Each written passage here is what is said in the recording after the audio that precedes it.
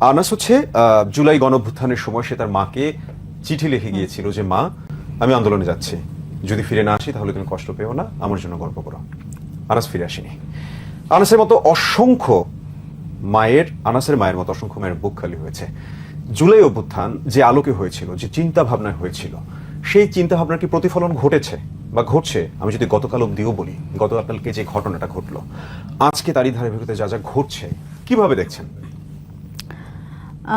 প্রথমত দেখেন, আমরা এই জুলাই গণ অভ্যুত্থানের কথা বলি, আমরা এই 5 আগস্ট পরবর্তী সময় আমরা যারা জাতীয় রাজনীতিতে এসেছি, আমরা এতদিন অনেকেই ছাত্র রাজনীতিতে ছিলাম, অনেকেই অ্যাক্টিভিজম করতাম সমসাময়িক বিষয় নিয়ে, কিন্তু যখন এই গণ অভ্যুত্থানটা হলো, এই গণ অভ্যুত্থানে এই আনাসের চিঠির মতো আরও অনেক আনাস, তাদের আমরা বোঝবার চেষ্টা করছিলাম যে আসলে ঠিক কি জন্য আসলে মানুষ এত সহজে নিজের জীবনটা দিয়ে দিতে পারে এবং এতটা সাহস কিভাবে দেখাতে পারে। তো এবং দেখেন, এই আনাসের মতো বহু তরুণ, তাদের কিন্তু কোনো পলিটিক্যাল অ্যাফিলিয়েশন নাই, এবং তারা, আমি যদি বলি যে বড় রাজনৈতিক দলগুলো, তাদের তো এক ধরনের দলীয় স্বার্থ আছে, গোষ্ঠী স্বার্থ আছে, কিন্তু আনাসের আসলে কি ছিল? সেই জায়গায় আমরা যখন 5 আগস্ট পরবর্তী সময়ে এই যে রাজনীতির একটা পরিবর্তন আমরা দেখতে চেয়েছিলাম, সেই পরিবর্তন সত্যিকার অর্থে আমরা দেখতে পাইনি।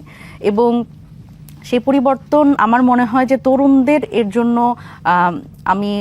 আমার কাছে খারাপ লাগে, যারা তরুণরা এই 5 আগস্ট পরবর্তী সময় রাজনীতি করতে এসছে, তারা অনেক বেশি আশাহত হয়েছে। বা সবাই তো আসলে রাজনীতিতে আসেনি, কিন্তু কিছু তরুণ তারা কিন্তু রাজনৈতিক হয়ে উঠেছে। বাংলাদেশে একটি গণ অভ্যুত্থান হয়েছে, রাজনৈতিক চিন্তা ভাবনা, মতাদর্শ সবটা চলে এসেছে। একদম। আমি যদি এটা বলি, শুধুমাত্র তরুণরা কিন্তু একদম সেই বৃদ্ধ বয়সী শুরু থেকে একদম হচ্ছে 16-17 বছর বয়সী ছেলেটাও কিংবা মেয়েটাও কিন্তু রাজনীতিতে সক্রিয় হয়েছে। আপনারা কিন্তু সেটার কেন্দ্রবিন্দু ছিলেন, এখনো কিন্তু অনেকেই ভাবছে। সেই জায়গা থেকে কি মনে হয় যে হচ্ছে এখন আপনাদের প্রতি মানুষজনের বা তরুণদের সেই ভরসার জায়গাটা আছে? বা আমরা আরো যদি এটার সাথে অ্যাড করতে চাই, I really wanted to talk about this. আমরা গতকালকে পুলিশের যে ভূমিকা দেখেছি, সেটা কতটুকু যৌক্তিক ছিল? বা যে অভিযোগগুলো আমরা বিগত সময়ে দেখে এসছি, একটা বা আমাদের যে দাবি দেওয়াটা ছিল, ন্যায্যতার সমাজ হবে, অন্যায়ভাবে কাউকে ট্যাগিং করা হবে না, বৈষম্য থাকবে না, এই অভিযোগের ধরন তো বদলায়নি। এবং কেন আপনাকে আমি প্রশ্নটা এই জন্য করছি যে মানুষজন বলেন, আমাদের মতো যারা সাধারণ মানুষজন যারা আছে, আমাদের কিন্তু বড় একটা ভরসার জায়গা ছিল তরুণদের নিয়ে, যে হ্যাঁ, আমরা যে রাজনীতির প্যাটার্নটা দেখে এসেছি, সেই প্যাটার্নটা চেঞ্জ হবে। সেটা কিন্তু আসলে চেঞ্জ হয়নি।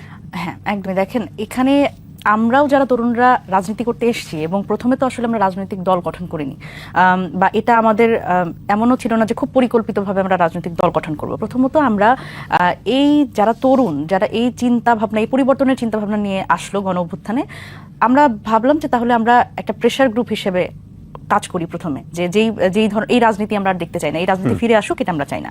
গণ অভ্যুত্থানের যে মোটো, যে লক্ষ্য, যে লক্ষ্যে আনাসের মতো 16 বছর 17 বছরের তরুণরা জীবন দিয়ে দিল, এটি যাতে আসলে নষ্ট না হয়, এটি কোনো গোষ্ঠীর স্বার্থে যাতে এটি একেবারে বিলীন না হয়ে যায়, এই কারণে আমরা যখন আসলে এই নাগরিক কমিটি এবং পরবর্তীতে জাতীয় নাগরিক পার্টি যখন গঠন করলাম, তখন আমরা খুব বিপদে পড়ে গেছি। এনসিপির যারা রাজনীতি করতে এসে, তারাই আসলে বিপদে পড়ে গেছে। কারণ আমরা কিন্তু বারবার করে বলছি, পুরাতন রাজনীতি আমরা চাই না, আমরা নতুন রাজনৈতিক বন্দোবস্ত। কিন্তু আপনারা তো পুরাতন রাজনীতির দিকেই হাঁটলেন। এই জায়গাতে আমি আসছি। দেখেন, এই যে আমরা যখন বলছি যে আমরা পুরাতন রাজনীতি চাই না, আমরা নতুন রাজনৈতিক বন্দোবস্ত চাই, এই নতুন রাজনৈতিক বন্দোবস্ত কিন্তু 3 আগস্টে নাহিদ ইসলাম কিন্তু বলছিলেন যে ফ্যাসিবাদী ব্যবস্থার বিলোপ এবং নতুন রাজনৈতিক বন্দোবস্ত, কারণ সেই পুরনো বন্দোবস্তে আমরা আর ফিরবো না। এই নতুন রাজনৈতিক বন্দোবস্ত যখন আসলে এই জাতীয় নাগরিক পার্টির পক্ষ থেকে বলা হচ্ছে, তখন এই তরুণদের উপরেই বারবার করে এই নতুন রাজনীতি নির্মাণের যে দায়টা, সেটা আসছে। কিন্তু দেখেন, বাংলাদেশের যে এই মোর্চে পড়া রাজনীতি, সেই রাজনীতি কিন্তু শুধুমাত্র তরুণরা যদি প্রোঅ্যাক্টিভলি শুধু তারাই কাজ করে এবং বাকিরা যদি বলে যে না, আমরা সেই পুরাতন রাজনীতি নিয়ে থাকবো, এটা তো আসলে একটা কোঅর্ডিনেটেড। কিন্তু আপনাদের পাশে তো সমর্থন ছিল, দেখেন অসংখ্য সমর্থন ছিল, তরুণদের সমর্থন ছিল। আমি যদি সেই অভ্যুত্থান একদম অভ্যুত্থানের ইমিডিয়েট পরে যে বন্যাটা হলো, সেই বন্যায় তো সারা বাংলাদেশ এসেছিল টিএসসিতে। সেই জায়গা থেকে আপনার কেন এই প্রশ্নটা আসলো, আপনি যদি ফেসবুক দেখেন, ভিডিও দেখেন, সেই জায়গায় দেখবেন কিন্তু অনেকেই অভিযোগ করছে যে বন্যার টাকা কই গেল, এই একটা গেল। আপনি কি ফেসবুকের মিম দেখেন?